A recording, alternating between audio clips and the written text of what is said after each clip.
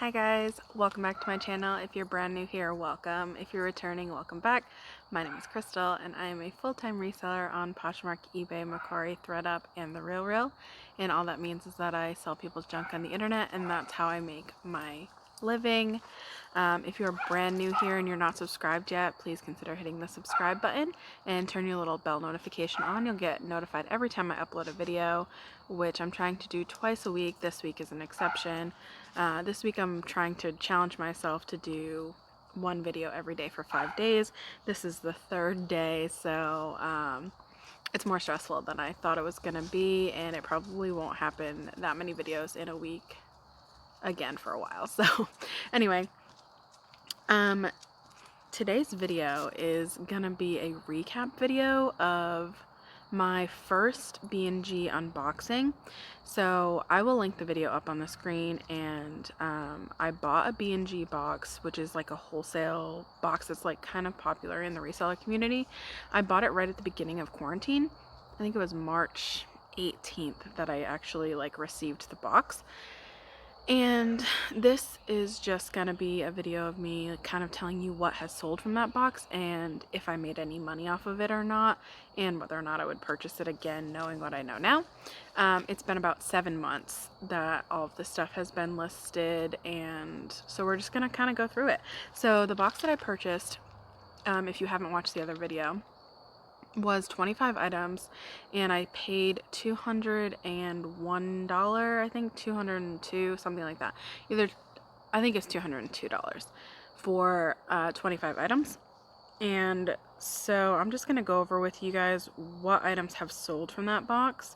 So first thing I'm gonna let you know is that there were 2 items in that box that I just redonated. They were not the quality of item that I would want to sell.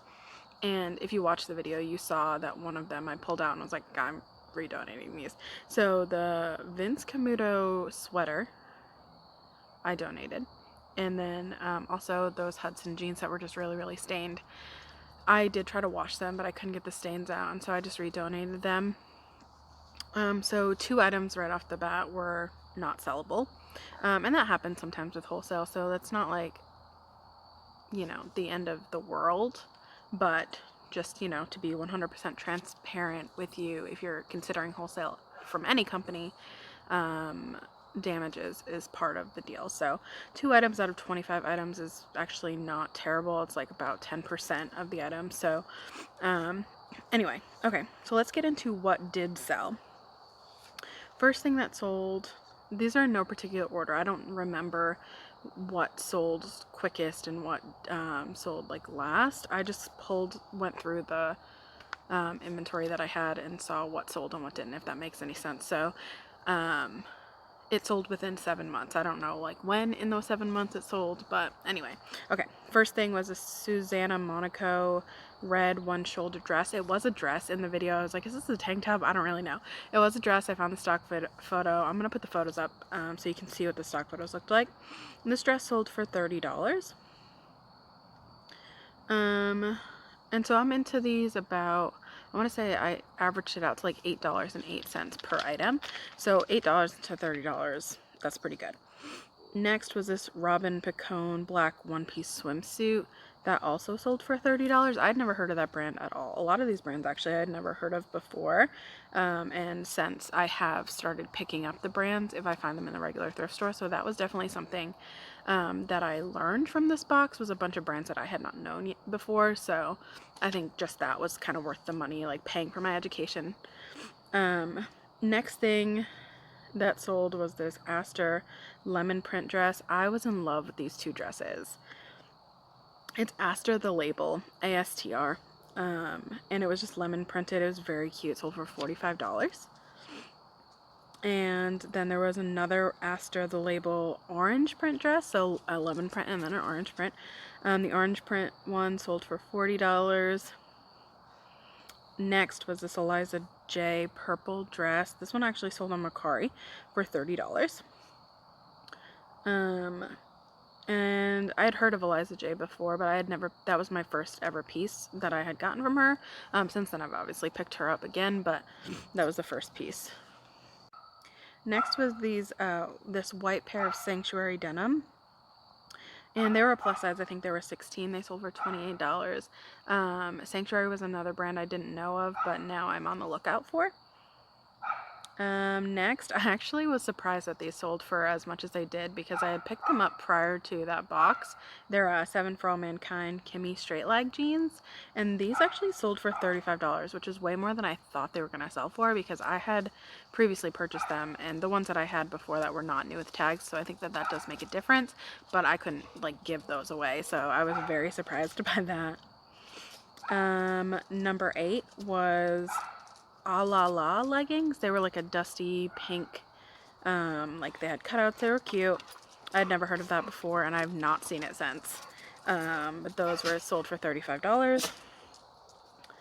Next one is another Susana Monaco. Both Susana Monaco pieces sold really well. I think they're sold at Revolve or can be sold at Revolve.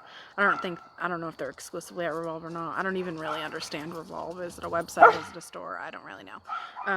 But anyway, it was a pink ruffle dress, and that's actually the item that sold for the most amount of money in this box, and it was $48 that it sold for, and it sold very quickly. I remember thinking like, oh wow, that sold pretty quickly, and I was expecting to sit on it for a little while because I just didn't think it was in style, but I was wrong. So and then next was this Endless Rose yellow romper, and that sold for $20.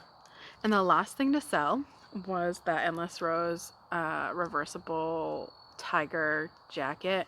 That sold for $27. And I actually thought that that one was going to sell for a little bit more. Like, I was way more impressed with it than I think the market was.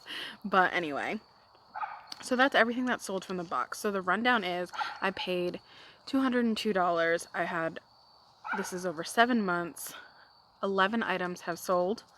2 items were donated, and I still have 12 items listed. The majority of those items I have pulled and sent to ThreadUp, so hopefully I can get a little bit bigger of a payout since the MSRP on those items are higher.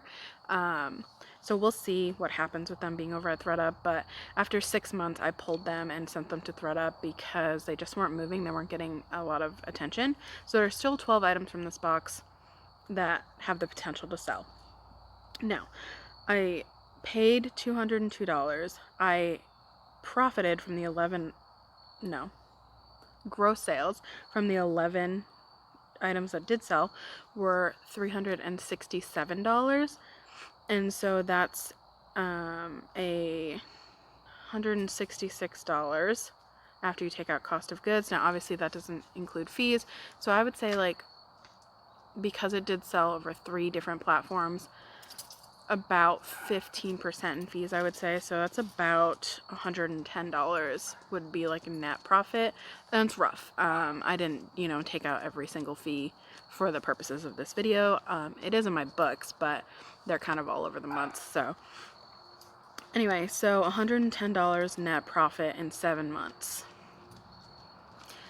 So it's about $10 an item that I made profit for the items that did sell, which is not terrible. But I think for me, would I purchase it again? Now, obviously, I have purchased a second B&G box that I will review in a little while. But would I purchase it again? I don't think so, unless I was like really hurting for inventory. But like the price point was so high.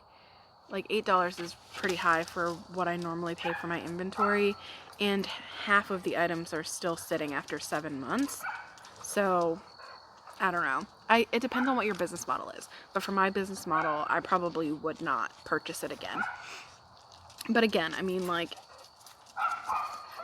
I was making $10 profit. So if $10 profit is okay with you and you don't mind playing the long game, then it might be something that you might want to look into. But for me, I like to flip my items a little bit quicker than that. Honestly, I like to flip them about within 3 months. So anything over 3 months, I start adjusting prices and stuff like that. And anything after 6 months, I send to ThreadUp, honestly. And if ThreadUp doesn't take it, I'm like deeply, deeply discounting it. Like, I do not like to hold on to things that much. So I don't know.